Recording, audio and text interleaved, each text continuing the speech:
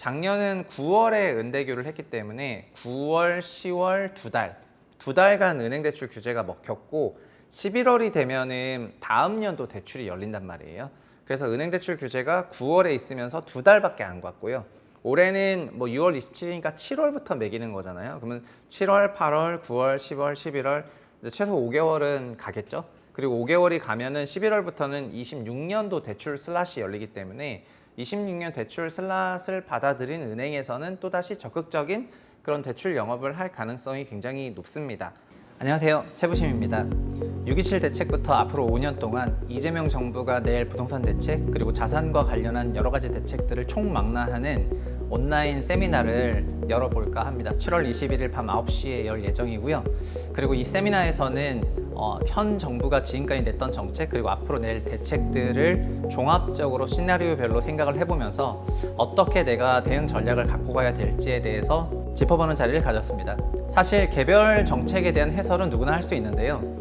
현 정부의 여러 가지 정책들은 일관되게 한 방향을 가리키고 있다고 생각이 되거든요. 그것은 바로 머니 무브로 대표되는 돈의 흐름을 바꾸려고 하는 종합적인 대책이라고 할 수가 있겠습니다. 그러나 이 대책이 성공할지 실패할지에 대해서 그리고 앞으로 어떤 방식의 어떤 내용들을 내면서 대책을 낼지는 좀 더 지켜봐야 하겠지만 미리 어떤 것들이 나올지 짚어보고 그에 따른 대응 전략을 수립하는 것은 굉장히 중요하다고 할 수 있을 것 같습니다.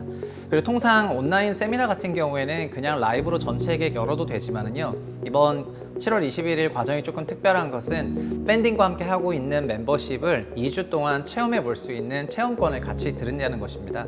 사실 저는 톡방에서 유튜브에서 보시는 거랑은 비교할 수 없을 정도로 하루에 몇백 줄씩 말을 하는 그런 스타일인데요. 여러 가지 뭐 정책의 Q&A도 되지만 부동산뿐만 아니라 주식이든 다른 자산이든 여러 가지 자산 배분이든 그리고 글로벌한 여러 가지 거시 경제 상황이든 여러 가지 주제들에 대해서 질문이 나올 때마다 굉장히 성실하게 대답을 하다 보니까 카톡방에 몇백 개의 톡이 쌓여 있는 그런 형태의 커뮤니티를 구축하고 운영을 하고 있습니다. 그래서 7월 21일 과정을 신청하신 분들에게는 2주에 한정해서 해당 방을 경험해 볼 수 있는 그런 2주간의 경험치 쿠폰도 같이 드릴 예정이기 때문에 지금 아래 댓글에 있는 주소를 보시고 내용을 살펴보신 다음에 많은 신청해 주시면 감사하겠습니다. 7월 21일 밤 9시에 뵙겠습니다. 감사합니다. 안녕하십니까, 최부심입니다. 은행대출 규제 앞에 장사 없었죠. 일단 상황을 좀 보겠습니다. 요즘 뉴스를 보면은 이런 기사들이 굉장히 많이 있는데 대출 규제 충격에 급매물이 쌓이는데 문의는 뚝 떨어졌다. 강남의 한강변 아파트 호가는 뭐 1억씩 하락을 했다. 분당 재건축 첫 정비 계획이 착수했다. 뭐 이렇게 해가지고 보통 이거는 이제 서울경제가 AI한테 시켜가지고 지난주에 있었던 큰 기사들을 좀 헤드라인을 딴 건데 제가 따도 약간 이렇게 따거든요. 그래서 나랑 AI랑 뭔가 헤드라인 따는 게 똑같아졌는데 하고 좀 충격을 받았는데 어쨌든 기사는 상세 내용을 좀 보면서 읽어보면은 지난주 주간 동향이 나왔죠. 서울이 0.19로 내려갔습니다. 그래서 그래프 보시는 것처럼 올해 있었던 두 번의 스파이크, 그 뾰족뾰족한 그 스파이크가 이제 잠잠해지고 있거든요. 사실 이 정점일 때, 0.43일 때 627이 나왔기 때문에 627 나오고 3주 만에 0.43에서 0.19로 내려갔고, 그리고 현재 분위기를 보면은 그냥 0.1 이하로 내려갈 것 같아요. 지금 상황을 봤을 때는.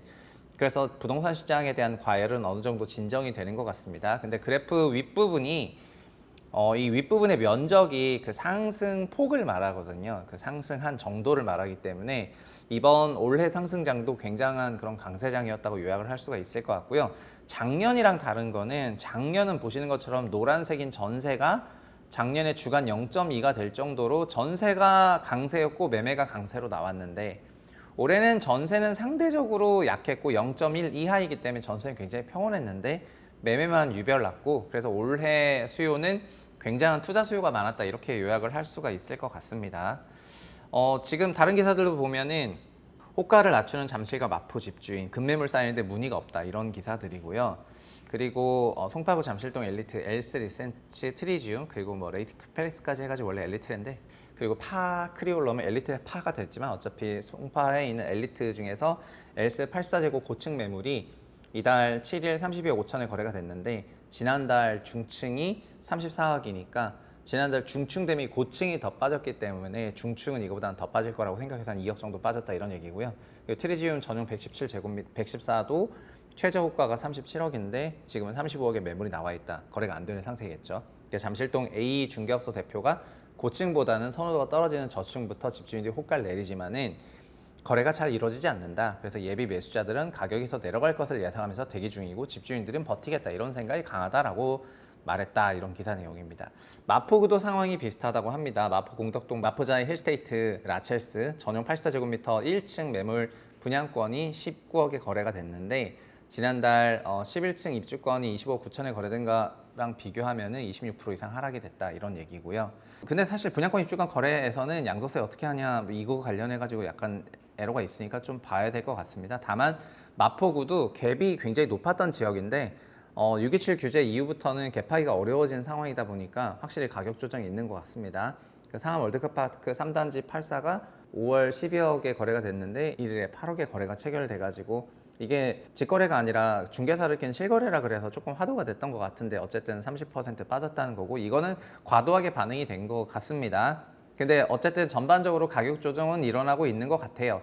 그러나 서울이 0.19라는 거는 여전히 그 호가는 높다는 거거든요. 호가가 종전 실거래보다는 높은 밴드에서 나오고 있는데 호가 폭이 좀 줄어들었다거나 체결되는 가격이 조금 줄고 있다거나 하는 그런 정도여가지고 그리고 6.27 대책 나왔지만 대통령 발언은 7월 3일이었기 때문에 그 7월 3일 이후부터의 그 실거래가 조금 중요한 것 같은데 7월 3일 이후부터의 실거래는 확실히 감소하는 모양이죠. 왜냐하면 6.27 나오고 나서는 일주일 동안 노이즈가 조금 있었잖아요. 그리고 아현동 비중개업소 대표가 마포 더클래시 전용 84가 올해 2월 20억에서 규제 직전 30억까지 치솟았다가 이게 주간 1% 오른다는 게 연에 50% 오른다는 거니까 20억이 30억 된다는 겁니다. 실제로 그 호가 기준으로는.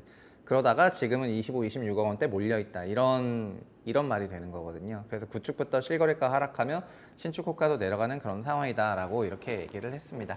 전반적으로 6.27 대책이랑 7.3 대통령 간담회 발언 이후에 부동산에 대한 전반적인 그런 수요 억제책을 얘기를 했기 때문에 시장은 아마 안정화가 될 것 같습니다. 사실 우리 채널은 작년에도 그랬지만 은대규 나왔을 때는 항상 은대규가 너무 강력했다 이렇게 얘기를 했고 그리고 올해도 그냥 은대규는 강력한 겁니다. 근데 작년의 은대규랑 올해 은대규는 뭐가 다르냐면은 작년은 9월에 은대규를 했기 때문에 9월, 10월 두 달간 은행대출 규제가 먹혔고 11월이 되면은 다음 연도 대출이 열린단 말이에요. 그래서 은행대출 규제가 9월에 있으면서 두 달밖에 안 갔고요. 올해는 뭐 6월 27일이니까 7월부터 매기는 거잖아요. 그러면 7월, 8월, 9월, 10월, 11월 이제 최소 5개월은 가겠죠. 그리고 5개월이 가면은 11월부터는 26년도 대출 슬롯이 열리기 때문에 26년 대출 슬롯을 받아들인 은행에서는 또다시 적극적인 그런 대출 영업을 할 가능성이 굉장히 높습니다. 물론 여기까지 알았기 때문에 그 이후에도 계속해서 은행 대출 규제를 뭐 소위 조지자 이렇게 해도 되지만은 올해만 놓고 보면은 상반기에 은행은 대출 다 했고 하반기에는 절반으로 줄이기로 했잖아요. 627에서. 근데 상반기에 이미 대출 신청한 거 하반기에 해줘야 되기 때문에 해주는 거 기준으로 대출량을 계산할 건데 이미 해줄 게 약속돼 있거든요. 그래서 해줄 거 약속돼 있는 상태에서 하반기에 반을 줄이려면은 4분기는 아예 대출을 하면 안 되는 그런 상황으로 가는 건데 4분기도 11월, 12월이지만은 11월이 되면 4분기부터는 내년 거 영업을 한단 말이에요. 그렇기 때문에 이 은행 대출 규제는 5개월 정도 갈 것 같아서 작년 대비해서는 좀 센 영향을 미치지 않겠는가라고 생각을 하고 있습니다. 사실은 은행 대출 규제가 5개월이면 얼추 그래도 반년인데 반년을 가면은 그 상황 안에는 뭐 집 사고 파는 그런 케이스들이 많이 나올 수밖에 없기 때문에 그래서 부동산 시장은 실거래 지수가 뭐 마이너스로 갈 수도 있을 거라고 생각을 합니다. 그런데 부동산이 근본적으로 소위 약세장으로 가려면은 전세가 빠져야 되는 거 다 아시죠? 그래서 앞으로 나오는 대책은 전세가 굉장히 중요하다. 그래서 6.27 대책이 맛보기였다고 하면은 다음 대책은 정말 전세가 나오는지 안 나오는지 그거를 다 같이 지켜봐야지 될 것 같다. 그게 나와야 메인 DC가 나오는 거고 그게 나오지 않는다면은 맛보기만 하고 그냥 끝나는 걸 수도 있는 겁니다. 그래서 항상 경계하면서 지켜봐야 되겠습니다. 오늘 여기까지 하겠습니다. 감사합니다.